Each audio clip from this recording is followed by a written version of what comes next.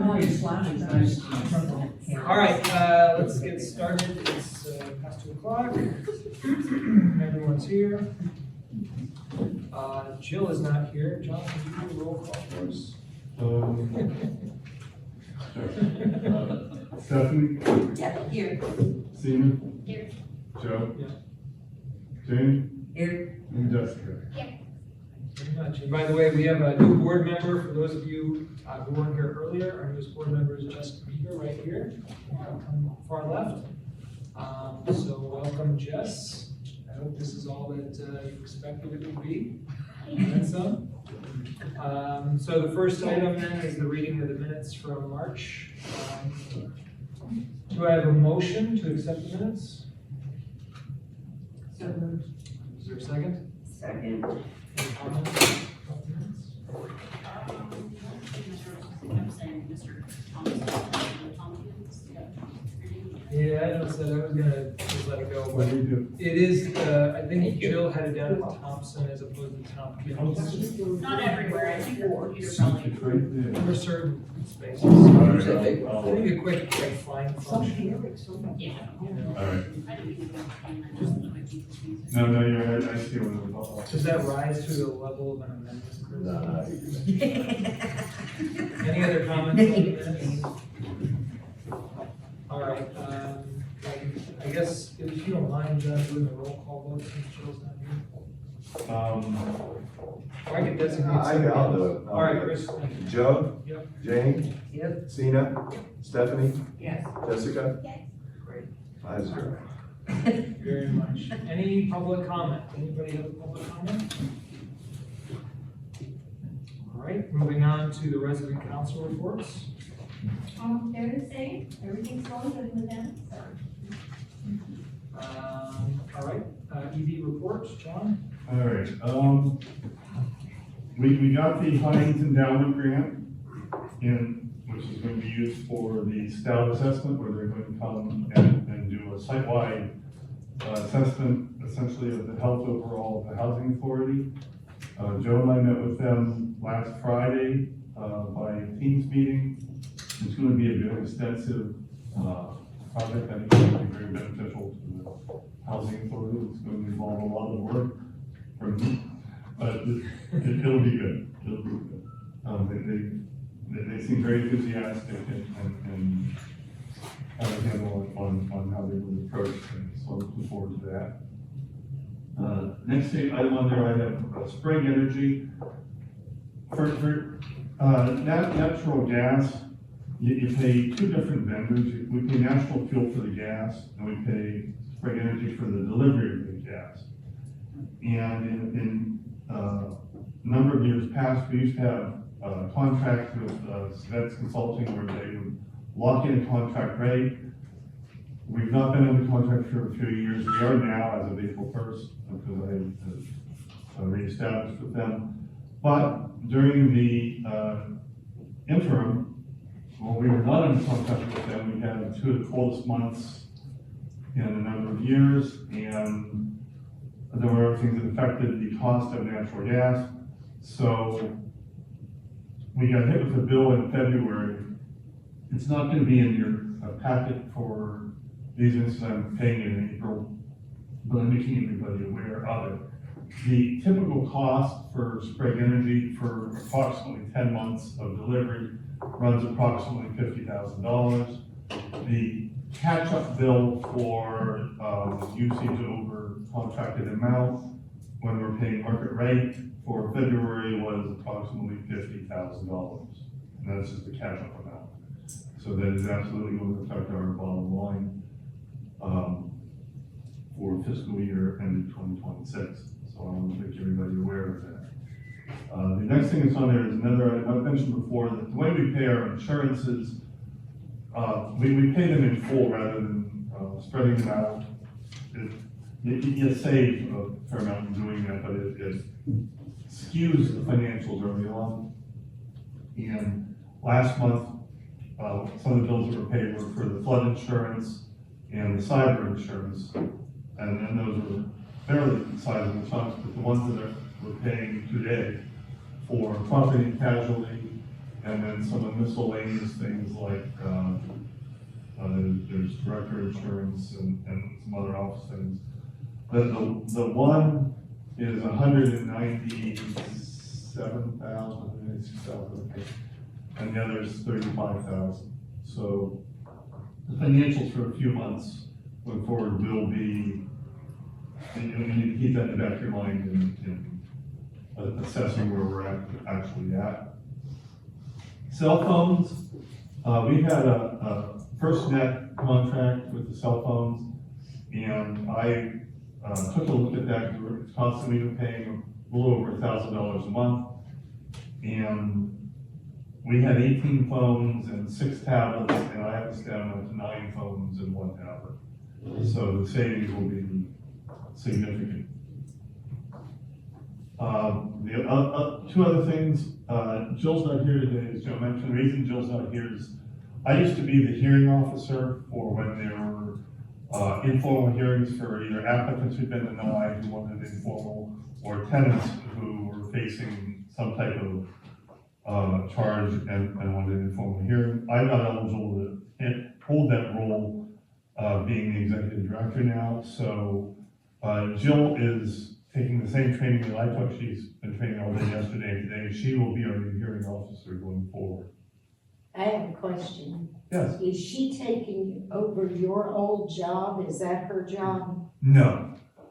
She's the administrative assistant, so she's not taking over my overall order. I still retain most of the things I used to do, plus, like, quite honestly. But the thing for a hearing officer is a hearing officer, excuse me, the hearing officer, you need someone who's able to be unbiased, who's able to, while paying attention to what the HUD regulations are, what policies are, can still be fair and go into it with an open mind to give the tenant or prospective tenant a fair shot, rather than just trying to. Sweep it under the rug. So, and Jill will do very well in that role, I believe. The other thing, and when I asked her if she'd be able to do it, she was thrilled to do it. So I think she'll be very good. I think she'll serve our tenants well, and prospective tenants. The only other announcement I have, effective April 1st, Kyle Lynch is now our maintenance superintendent. He has completely filled in Ron's position. I thought you already had. Well, kind of like how I was doing a lot of stuff before I was officially in, and the same with Kyle. Kyle's done a wonderful job in the months leading up to this, and I believe he'll do a great job at it. Congratulations.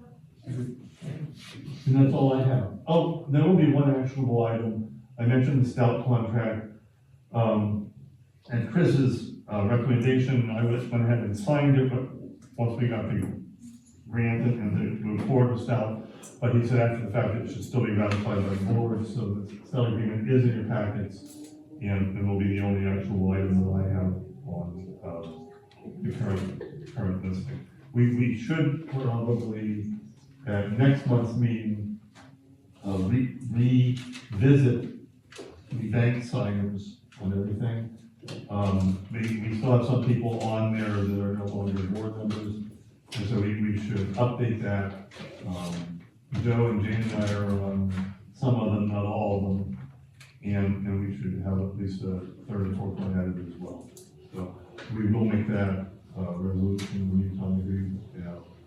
On Any questions for John?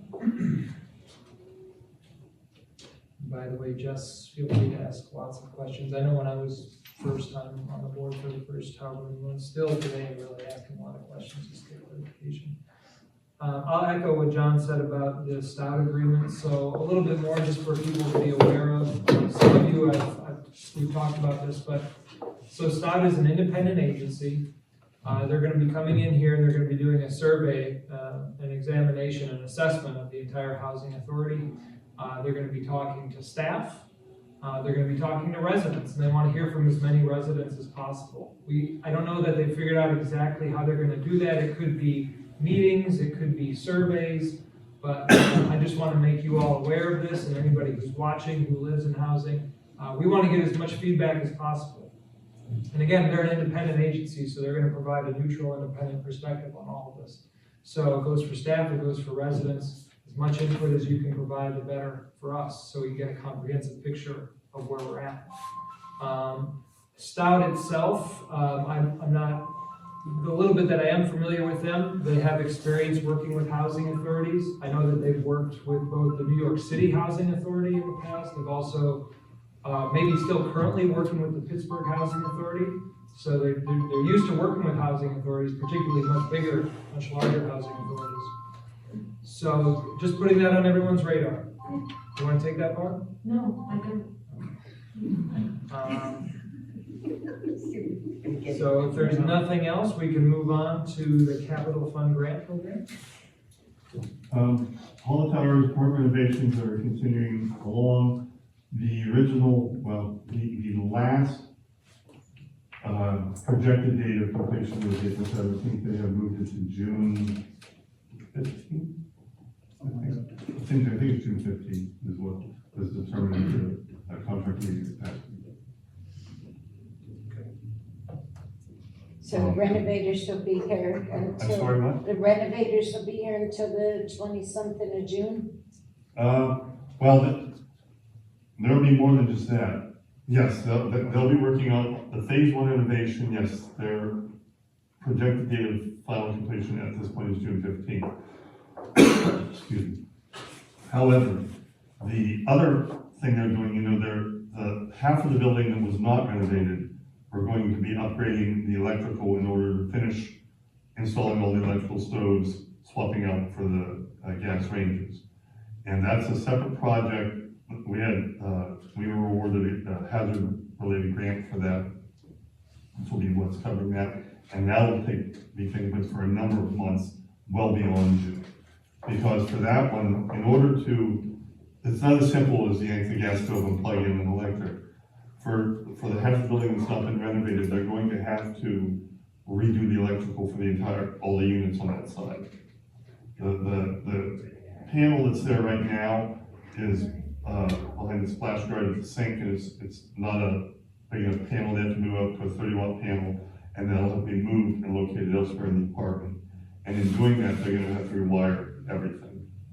The upside to that is, at some point, if someone decides to continue the current renovation on the other side, that much is already done.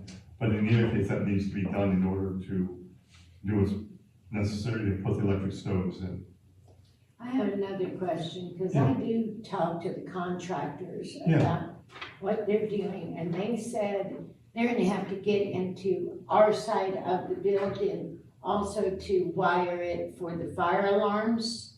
And they might have to go in. That's also another separate Yeah, but project. I had a question about it. Yeah. They gotta go into the individual rooms to wire that through also. Correct. Is there a way to correlate both of them two items on this at the same time? They're separate projects, probably the same contractor, but the contractor that's doing the electrical for phase one is absolutely the contractor who's doing the fire alarm. But the electrical upgrade on the south side of the building has to go out to bid, so we don't know for sure who's going to be doing that just yet. And going back to the electrical upgrade, in doing that, that's not they come in and do it for an hour and they're out of your unit. For the south side of the building that's not renovated, they're gonna have to move everybody across the hall. They're gonna do one stack at a time. They're gonna move everybody across the hall, and it could take up to 2 months, and they're gonna move it back and do the other side, and then we go to the next step. And so it's going to take a fair amount of time to do that electrical work because of the nature of it. So we're still going from pillar to post. You'll have fewer contractors, but there's still going to be some disruption, yes. The electrical upgrade is going to have a fair amount still of movement back and forth, but for 2-month increments as opposed to these have been, 3-4 year increments. And I heard that the electric socket for the stove, I heard somebody say that you were also gonna do the backboard to that too, or do you have to take that whole wall out or something? The electrical panel is behind the stove, it can't be back there anymore. So in order, that's, what is it, a 10 amp going to 30 amp, I think? That, it can't be back there, and it's, we need to put it in a larger panel, it needs to be a 30 amp panel. Well, it's right now, it's behind the splash guard behind, and so it's going to be moved back closer to the bathroom, it's not gonna be in the kitchen at all. So, You're talking about the fuse, the breaker The fuse. box. yeah, that's the electrical panel. And Yeah, I that's, see it where- has to be a larger capacity panel in order to bring the electric in necessary to run the stoves. And the electric, the red socket, is that for us to use all the time or only when the power goes out? It'll work all the time, but then when the power does go out, that's when it'll be ran off the generator. Got it. But they can use it in the meantime. It'll work all the time. It's meant to give you a fail-safe when there's power outage, because prior to the phase one innovation, some units had power in certain outlets, some didn't. For whatever reason, the gazebo had power. There was no real, it was kind of a hodgepodge the way they did that. That's provide so that if you have a unit, for instance, if you have medical equipment, something that has to have power, if you're not plugged into that, and we lose power, they can plug into that and continue. Thank you so much. Yes, How come they went from the gas stoves to the electric stoves in the first place? that was a big push by HUD. Or was it, The gas there's a carbon monoxide risk to it, and there's a big, it's a nationwide, push by HUD. And we actually applied for a grant specifically for that, a hazardous related grant, that we awarded the money to do that for, because it was something that they saw as that important. oh, okay. I don't like them. Yeah. I like, well, one thing, if something goes to boil over, a gas stove, you turn it down, electric stove, you have to take the fan off. I know people you get used to gas, it's hard to switch, but they are a hazard. One of the residents here left the stove on just a little bit, and he almost died from asphyxiation while he was asleep if we went somewhere. Yeah. I agree with those stoves, and no, I don't know how to use them, and no, I don't like them, but I agree with them. That wasn't our idea, it was our idea to apply for the grant, but it was a HUD push. Thank you for asking questions. So Jill, who usually takes the minutes for a meeting, again, she's not here, but she'll take the minutes based on the recording. So if you all can state your names really quickly so Jill can get that in the minutes. I'm Karen Green. Thank you, Karen. What was your name, Evan? Alton. Elta Weber. Thank you very much. Anything? I had a question about the fire alarm Yes. situation. Is there an estimated date at which the fire alarms? They're expecting that to be done by approximately June-ish as well. Okay. That was Also- originally last December, and then it was by March, and now it's, Okay, I mean, you know, they run into things as they go along, it's complicated, but they're still pushing that one in line with the phase one. phase one. Yeah. That sounds good. Have the auxiliary police been updated about the new timeline? Oh, yeah, I'm in regular contact.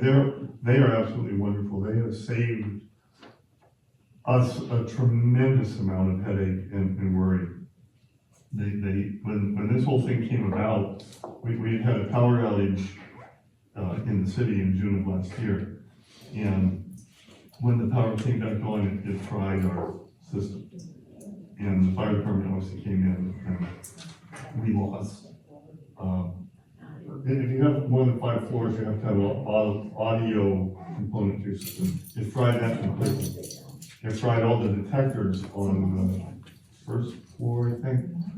And the fire chief came in and saw that, and says, well, I'm putting on mandatory fire watch. Oh, what's mandatory fire watch? Mandatory fire watch is you have to have someone on site 24/7, every hour, walking rounds, looking for, there are strobes that will go off there, but they have to be there to physically knock in doors and get people, because there's no audio component.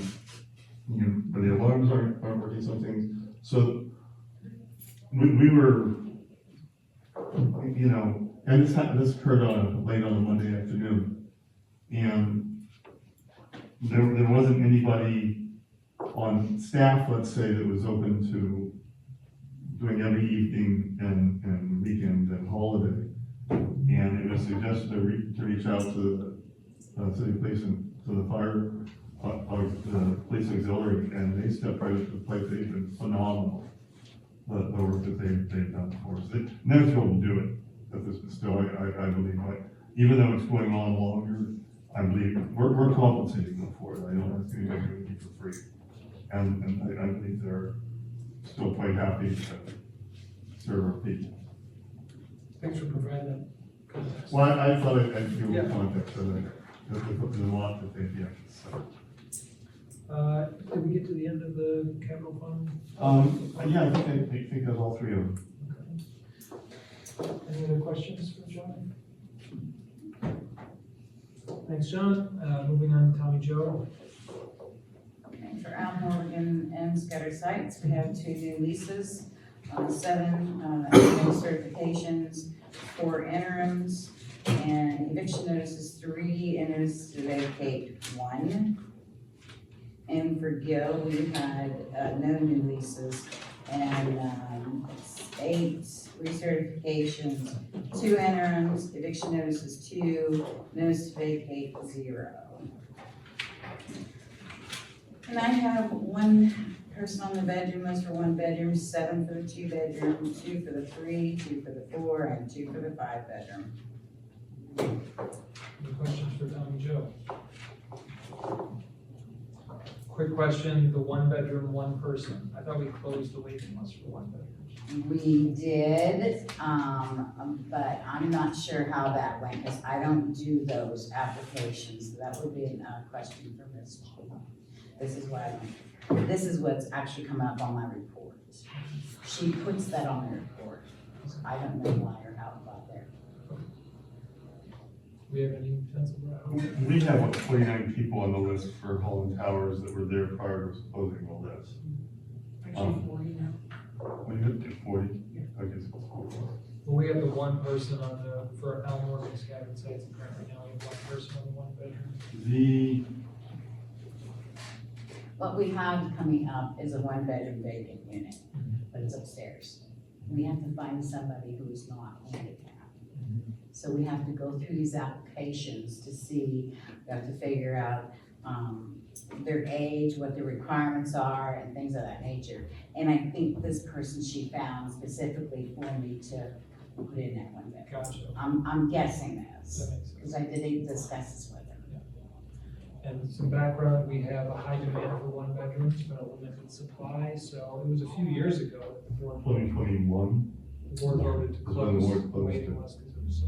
Holland Towers is primarily 1 bedroom, in efficiency, 100 of 132 units or 99 of 132.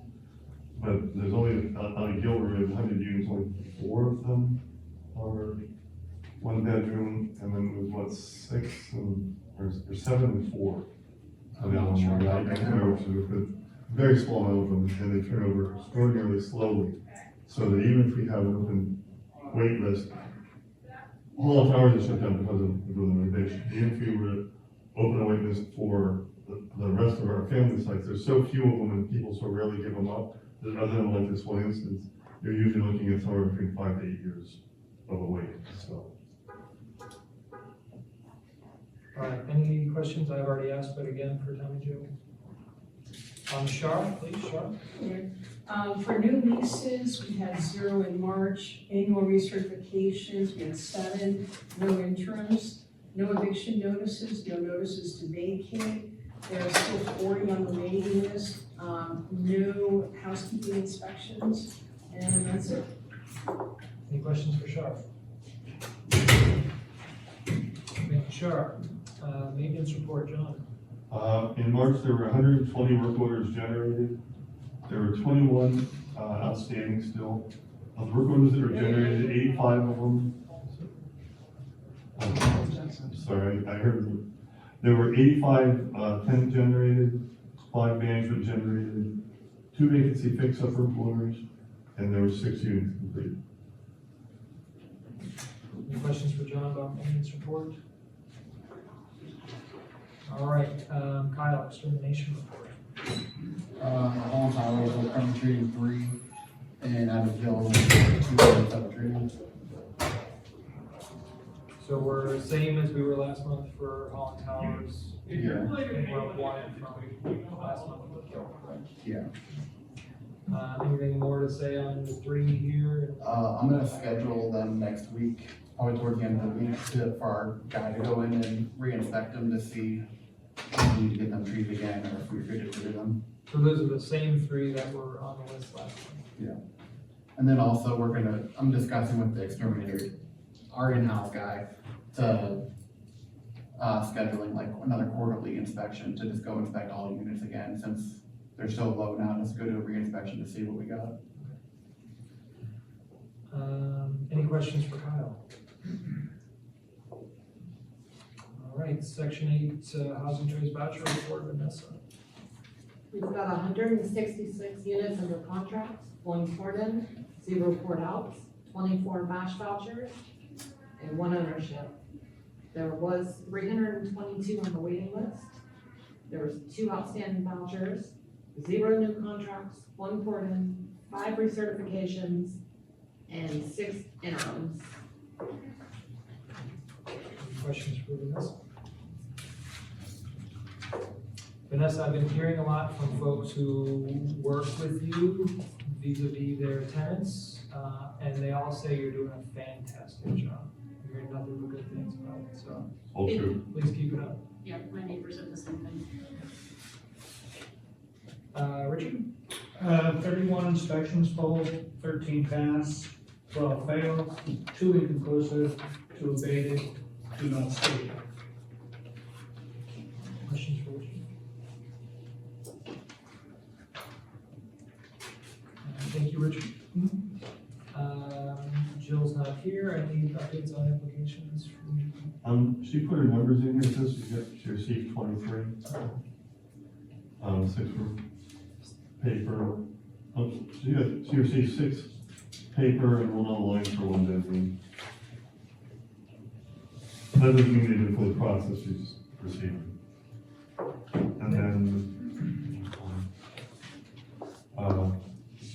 2 for the 2-bedroom for paper and 6 online, 1 for the 3-bedroom and 5 online, 2 online for the 4-bedroom and no applications for a 5-bedroom. Any questions for John on Jill's?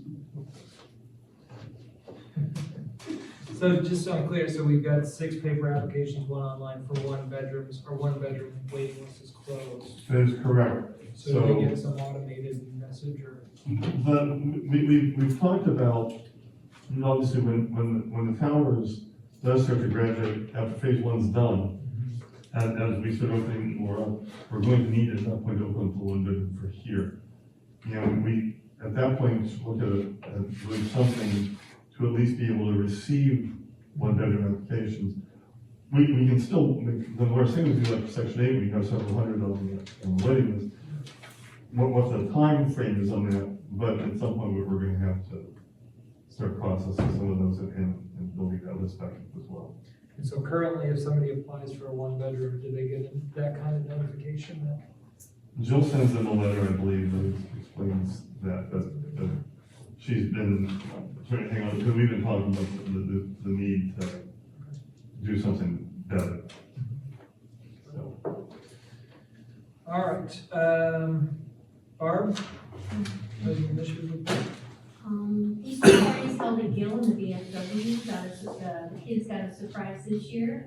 Not only did children ages 2 and up receive candy, they won prizes for the Easter egg hunt and had pizza donated from several vendors. Andrea Alsworth from Restore Church will be a guest speaker at William Gill for their May resident council meeting. She will talk about all the services that Restore Church offers. William Gill Council and the Meadville Housing Resident Council will host an Earth Day to beautify their neighborhoods by picking up trash. Children and adults who bring 3 garbage bags to the community centers will win a prize. And both William Gill and the Meadville Housing Resident Council We'll have an election for alternates only. Election notices will be mailed to all residents. That will happen in June. Any questions for Barb? Thank you, Barb. Okay, so our only item for enumeration and action is the Stout agreement. We already discussed what's going on with Stout. I don't know if you have anything more to add, other than you signed it. We I've already need to signed, ratify it. we've already entered into it. This is just a formality of putting the officers before the group. To be a motion to ratify your execution of the Stout agreement. So can anybody want to make that motion before we have discussion? Sina makes the motion. Is there a second? Second. Steph, second. Thank you very much. So any questions about this? Any comments? Great. Yeah, I'm excited. I'm excited to see what kind of results and recommendations they have. One of the things that I've seen happen when we get reports back from this type of thing is that, without an intent, a real intent by administration and board to address significant concerns that come up, the story from that side becomes, oh, well, you know, it wasn't, we didn't intend to do that, so it's not really a problem, or like, well, if we prioritize concerns from our side, it doesn't match those, so how do we navigate that? And so I just wanna make sure that we're kind of all on the same page about what comes back. And, one of the things that I think has helped some organizations is, to have their staff and board members go through trauma training. And so I don't know if that's something that we've done in the past or would be open to, but it's valuable for everyday life, not just for the work that we do with our residents. So if you're open to that, I can facilitate with, or I can set it up with Maria, Rosado husband, to do a training. If you're And you're thinking primarily for the board or? board and staff, just, I think, yeah. Yeah. Anyone that's interested, I mean, trainings that are mandatory are not that effective for people, so, but open it up, I think, to board and staff to see, if people are interested. I think that this is an excellent opportunity to build better relationships and communication and responsiveness, and I wanna make sure that whatever comes back from it, that we really like embrace and act on it. It's perfect, it's an ideal timing for it. I know for myself, being relatively new in the role, it would give me a better handle and better global view of where we're at versus where we maybe need to go. Yeah. So I think you're, at least from my perspective, you get less blowback on this than maybe otherwise for people who just keep the status quo. I think that there's no such thing as too much. Knowledge is a good thing, so anything we can find, we can assess at that point, but I think it's worth knowing. So it sounds like there's interest. I don't know, I'm not familiar with the process. I don't know what would be required for you to facilitate what we would need. But it sounds like if you want to put something together, if it's that easy, and then just let people know who's interested. I think maybe, we can communicate and maybe toss around some dates and then, see if there's anything specific that she would want to add for this group. But otherwise, it's pretty much ready to go, so. Could the board do a work session? Or that can place and staff can come if they want to, because it's not mandatory. Again, I'm not familiar with how it works, so if it's compatible, sure. It's, 90 to 120 minutes, so it would be, yeah, that sounds great. The timeline, do you remember, Kirsten was saying the timeline? So they're gonna start this month. They're gonna start this month, they're gonna start, she gave you this week to, see my prayers and then by the 17th. But yeah, I think they expect to be done the bulk of this by June. I think it was June. Which is all just to say that when this is all said and done, we're gonna have presumably a number of recommendations, perhaps some additional work sessions. And they're gonna come and present, I believe, to the board of Zoning, so it's that part of the. Yeah, and I think they're also, they talked about perhaps being here to do some interviews as well. Yeah. Right, so we'd all be virtual. But yeah, I don't know, maybe that's the stage where this could be incorporated, I'm not sure. That's our rough timeline right now, is it's Okay. getting underway, it's gonna be concluding around probably the end of June. Once we get those recommendations and the results through the remainder of the summer, I expect us to, you know, I don't know, I don't wanna make board meetings longer than they have to be, especially for staff who are here, but so maybe we'll have some additional work sessions where we can mull over the recommendations and perhaps integrate something like that. Okay. If you're not planning to transact any business, I mean, attending seminars, you can do that, you don't have to. Don't even have to make it an Yeah, official work because session. you're allowed to attend seminars, you're learning, you're listening. Okay, yeah. If we were gonna go over recommendations of the survey more generally Then you'd have to and discuss discuss, that in okay, public, yeah. that would have to be. I have a question about that. We're allowed to attend seminars even though we would all be there, You can, yes. and that wouldn't violate the It sunshine. wouldn't violate it as long as you don't do any deliberating amongst yourselves. So anything, if you're gonna talk amongst yourselves, we gotta do that in front of the public, but you're certainly capable of attending seminars and learning things, because you're listening to somebody else. I guess my question was, are we allowed to discuss the seminar together at the seminar, or do we need a work session to discuss it, or, do you know what I mean? To My avoid recommendation the would be discussion. is not to get into that, because if you have to think about whether you're doing something you should be discussing in public, then that means we probably should be discussing it in public, so. Well, I just think if we discuss the seminar, is that count as the board meeting, even if we're not discussing board stuff and we're just discussing the things that are being said at us? The technical answer to that is no, that's not a deliberation necessarily, but it's, you don't have me there refereeing, it's on the fine line, you've crossed the line, you know, so. Unless just you avoid wanna be trauma trained as well, and then be like, Look, I guess that's why I was wondering, should we just make it a board work session? You certainly Because then it can. will be public, and then we can discuss it without fear of, oh gosh, did we go over the line? Yeah, that's certainly fine, I just was throwing it out depending upon, you know, how you're gonna be able to schedule things. It's been a few months since I looked at the bylaws, but I wanna say that if another board member would like to have a work session, it just, I think if two board members Right. make a request to the chair, and then I'm obligated to schedule the work sessions. Yeah.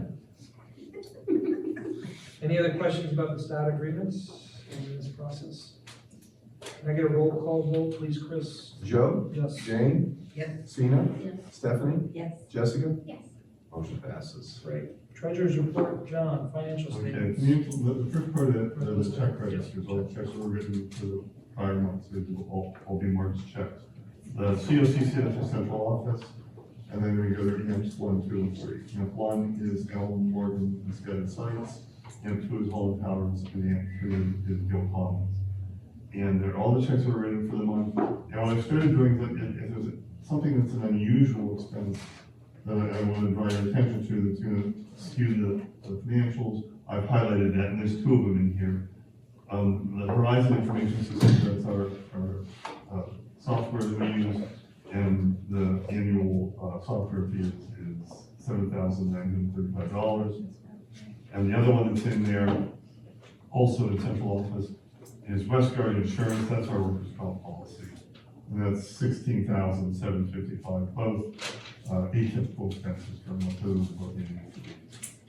Then after those, there's also the checks that were written for Section 8, they're done in two ways. There's regular checks like Section 8 pays a fee back to public housing, plus there's occasionally some small subscriptions or something.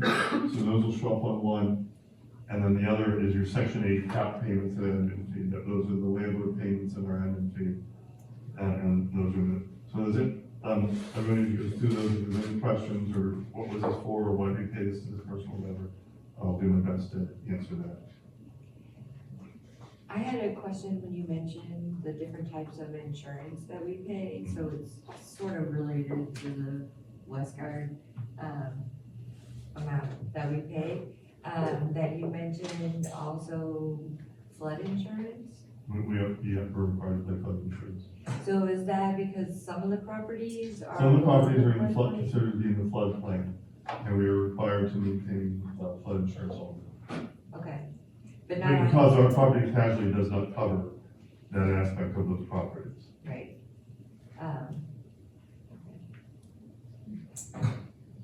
Can I get a motion to approve the check register? I'll motion. Is there a second? Thank you, Zena. Thank you, Jane. Any further questions for John? Roll call vote, please, Chris. Joe, Abstain. Jane, Yes. Sina, Yes. Stephanie, Yes. Jessica, Yes. 4-0 passes. All right, financial statements. And then the final thing is a preliminary set of financials, just for public housing on section 8. And the bottom line, at the end, you look to see whether we're running in the red or in the black. We've run in the red for 2 successive fiscal years, and this fiscal year is ending, we're in the red now, which the board's aware of.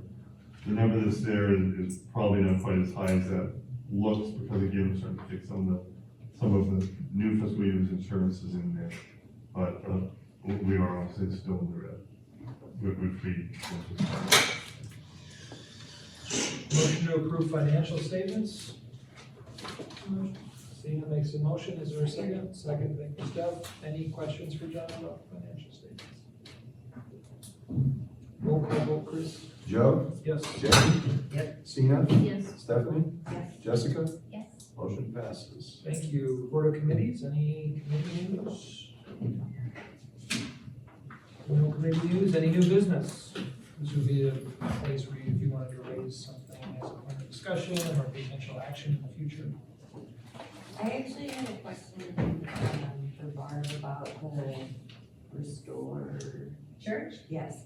Are they the ones that do kids club on Tuesdays? They do, they offer daycare services. I mean, that's why I asked her to come and talk about all of their different services. I don't know what all of them are, Stephanie, right now, but. Well, I was just thinking that, Water's Edge would be a good other, place to connect with. They're associated with New Beginnings, but a separate nonprofit. Okay. And they also have a ton of outreach and different things that they do. Where are they located? Northgate, near where Northgate Apartments are, or, so it's a ways, but they also do transportation for kids, and I know that, I don't know, there's a number of churches that have transportation, so I just wanted to make sure that we weren't just inviting one in Well, without kind of making that This open. Restored Church is like 5 clicks away from Gill, Okay, and so. not clicks as in, Yes, they're Like the ones that steps. reached out. Yeah, they Okay. reached out. Yeah, we didn't Yeah, do it. because they're right Yeah. down the street, I get Yeah, that. they're right down the street, but, email me, Stephanie, Okay. and I can pursue the Just other suggestions. Yeah, And see. yeah, well, it's great that they're getting connected with that. A couple of the residents at Gill are in my after-school program. And on Tuesdays, they go to after-school program, and then they're like, you gotta get us back on time, because we have kids club tonight, and I was like, what is kids club? Okay, Yeah, cool. okay, thank you. I have a question for Joe. A while back, you had authorized John to hire somebody that will help the tenants when they need help to get the help they need. I had an alternative to another payroll place, it might be a good idea. The community center down here.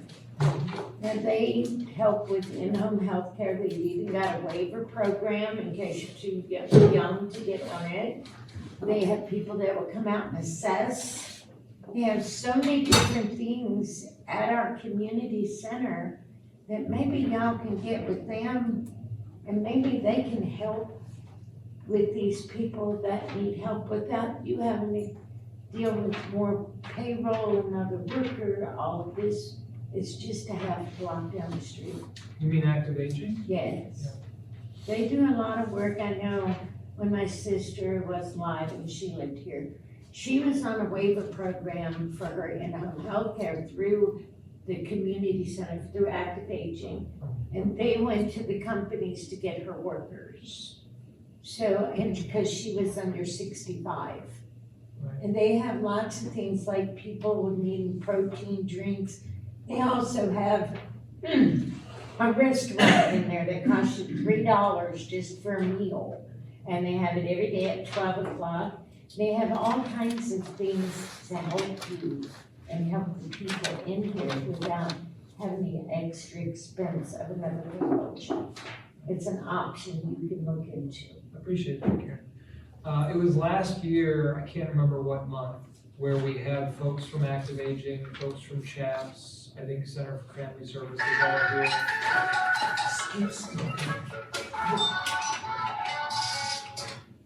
And we talked about how we could best work with them. They had sort of relayed their stories about how they worked with us in the past and how we might approach this moving forward. Correct me if I'm wrong, I feel like one of the big takeaways was that if residents want to be able to utilize services at Active Aging or CHAPS or what have you, they also have to reach out, and we can't necessarily reach out on their behalf. So I think, maybe something we could do is include an announcement, say in a monthly bill or a monthly rent statement, and just let them know that these services are available. But in terms of us working with them to do something like resident one-on-ones, I don't know that it's, again, correct me if I'm wrong, if it's in our ability to do that without residents themselves also asking for help in that sense. So I would encourage you to relay that message to folks in the building as well, right, that those services are available. And I think if we can help facilitate that work once a resident has reached out to them, I think I'd speak for at least John, perhaps Shar, that way we'd be happy to facilitate that and make that happen. But I think the initiative has to come from the resident. The resident that needs the help. I can also make sure that you guys have flyers for the mental health and wellness fair that CHAPS puts on every year at the downtown mall. It's May 7th. And a lot of the agencies that people would want to connect with will be there, probably all of them. And so it's a great way to get familiar with some of the support systems that we have. But again, that also does take individual initiative to go down there and collect information and sign up with different places, but it lets you know that. What I just want to do, or if they can email us what they want to use. Yeah. Give us one copy. Yeah. Stephanie, why are you kissing something? Flyers for the mental health fair, mental health wellness fair, I don't know what the exact name is. It's May 7th at the downtown mall.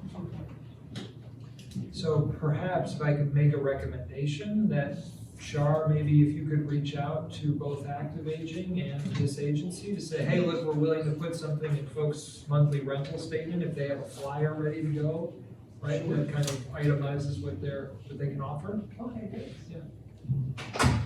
Thank you again, Karen. Anything else for new business? Any communications? This is where you would pontificate about whatever you want to say. I think I already did. All right, then do I have a motion to adjourn? Steph made the motion, I'm saying this for Jill's sake. Sina seconded, thank you very much. Roll call, Chris? Joe? Yes. Jane? Yes. Sina? Stephanie? Jessica? Thank you very much. Thank you, everybody.